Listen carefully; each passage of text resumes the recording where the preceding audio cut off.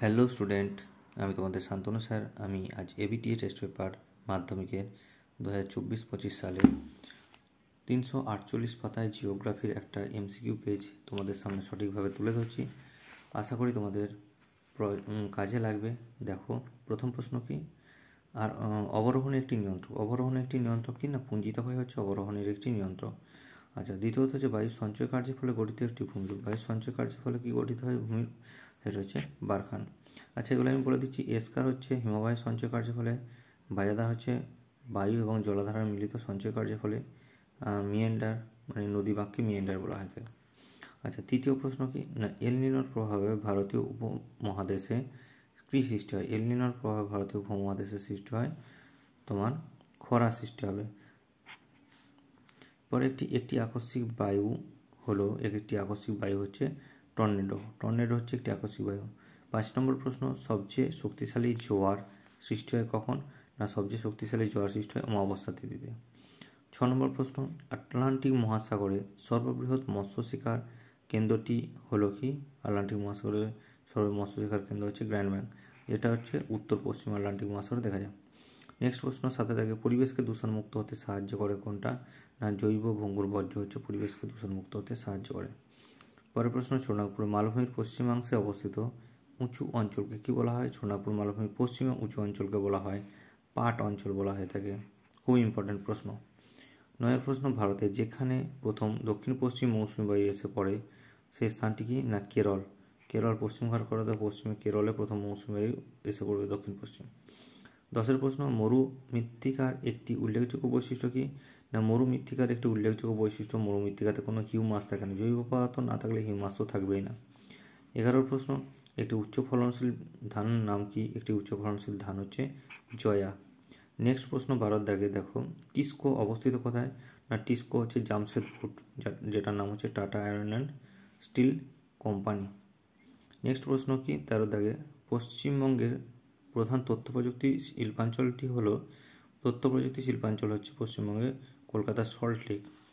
আচ্ছা, 14 দেখা হচ্ছে 4°x4° ব্যবধানে যে মানচিত্র তৈরি করা হয় তাকে কি বলা হয়? না, মিলিয়ন সিটের মানচিত্র বলা হয় থাকে। বিভাগ ঘয়ের প্রশ্ন, শুদ্ধ এবং অশুদ্ধগুলো দেখো আমি করে দিচ্ছি। পেজ নাম্বার এটা রয়েছে 349, আর শুদ্ধর পাশে আমি রাইট চিহ্ন দিয়েছি, আর অশুদ্ধ হলে সেটা ক্রস চিহ্ন। দেখো, প্রথম প্রশ্ন হচ্ছে মধ্য এশিয়ার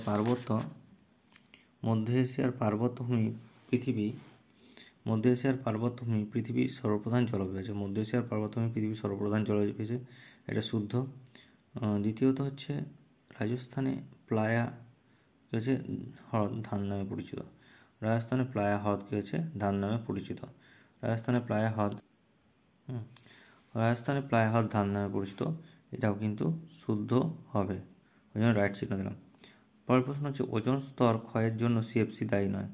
অবশ্যই ওজোন স্তর ক্ষয়ের জন্য সিএফসি দায়ী নয় যেহেতু দিয়েছে, সেই জন্য ক্রস চিহ্ন অশুদ্ধ। সিএফসি হচ্ছে প্রধান দায়ী ওজোন স্তর ক্ষয়ের জন্য। 4 প্রশ্ন কি?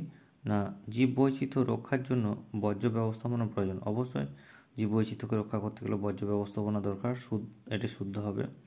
5 নম্বর হচ্ছে ভারতের সর্বাধিক জলসেচ করা হয় সেচখালের মাধ্যমে। না, অবশ্যই এখানে সেচখালের মাধ্যমে হয় না, কূপ নলকূপের মাধ্যমে সর্বাধিক জলসেচ করা হয়। আচ্ছা, অশুদ্ধ হবে। 6 দেখো, জেট বায়ু হলো একটি ধীর গতি বায়ুস্রোত। জেট বায়ু কিন্তু ধীর গতি নয়, দ্রুত গতিবেগ সম্পন্ন একটা বায়ুস্রোত, এটা হচ্ছে অশুদ্ধ। 7 প্রশ্নটা কি? দূর সংবেদন ব্যবস্থার মাধ্যমে ডিজিটাল আকারে তথ্য সংগৃহীত হয়। রিমোট সেন্সিংয়ের ব্যবস্থার মাধ্যমে কিন্তু ডিজিটাল আকারেই তথ্য সংগ্রহ করা হয়।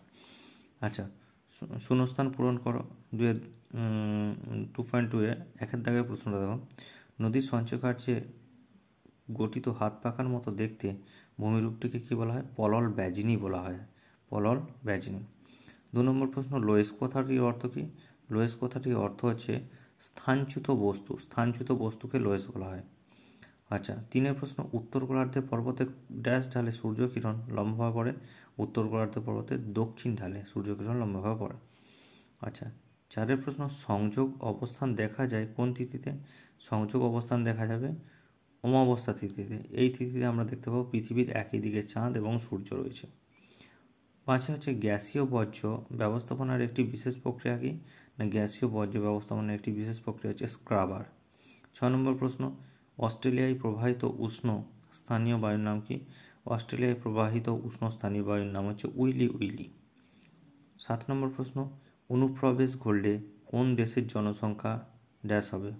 তো অনুপ্রবেশ ঘটলে মানে মাইগ্রেশন হলে কোনো দেশের জনসংখ্যা বৃদ্ধি পাবে, এটা স্বাভাবিক। 2.3 একটি বা দুটি শব্দে উত্তর দাও। দেখো এই প্রশ্নগুলো। একের প্রশ্ন হচ্ছে প্রান্ত কাবরেখা কোথায় দেখা যায়? প্রান্ত কাবরেখা কী হচ্ছে না, প্রান্ত কাবরেখা আমরা দেখতে পাবো হিমবাহের প্রান্তভাগে, অর্থাৎ হিমবাহের বরফ গলে গিয়ে হিমবাহের গতির সঙ্গে আড়াআড়িভাবে অবতল প্রকৃতির দীর্ঘ শৈলশিরা আকারে প্রান্ত কাবরেখার সৃষ্টি হয়। আচ্ছা, তার মানে কি না হিমবাহের প্রান্তদেশে প্রান্ত কাবরেখা দেখা যায়। 2 প্রশ্ন কি না হোমোস্ফিয়ারের বিস্তার কত? হোমোস্ফিয়ারের বিস্তার হচ্ছে ভূপৃষ্ঠ থেকে উপরের দিকে প্রায় 88 কিলোমিটার পর্যন্ত।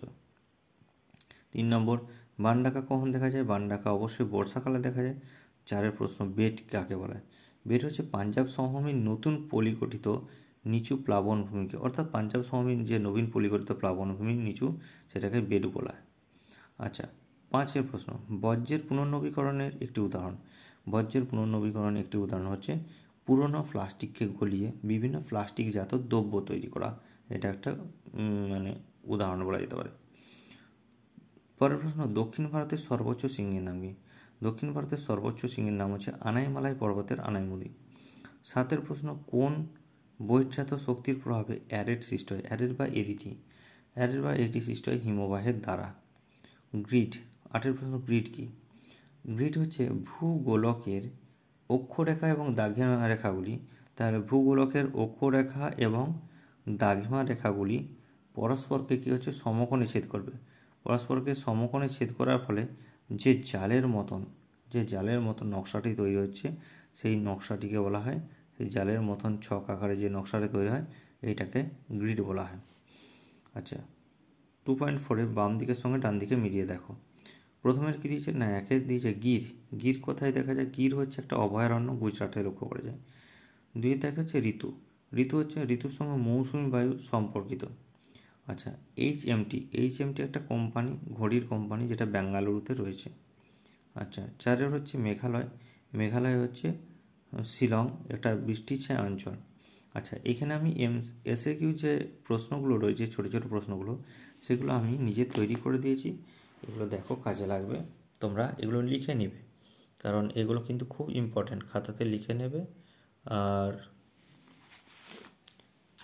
যদি চ্যানেলটাতে কেউ নতুন হয়ে থাকো তাহলে আমার চ্যানেলটায় সাবস্ক্রাইব করে দেবে। আমি আরও নতুন ভিডিও তোমাদের সামনে তুলে ধরবো। সমস্ত টেস্ট পেপার পেজগুলো আমি করে দিয়েছি। আর যদি আমার লেখা বা আমার বিষয়টি ভালো লাগে তাহলে একটা লাইক করে দেবে, কমেন্ট এবং তোমার বন্ধুদের মধ্যে শেয়ার করে দেবে, যাতে সবাই আমার দ্বারা উপকৃত হয়। যাই হোক, সবাই ভালো থেকো, সুস্থ থেকো, সবাইকে অসংখ্য ধন্যবাদ।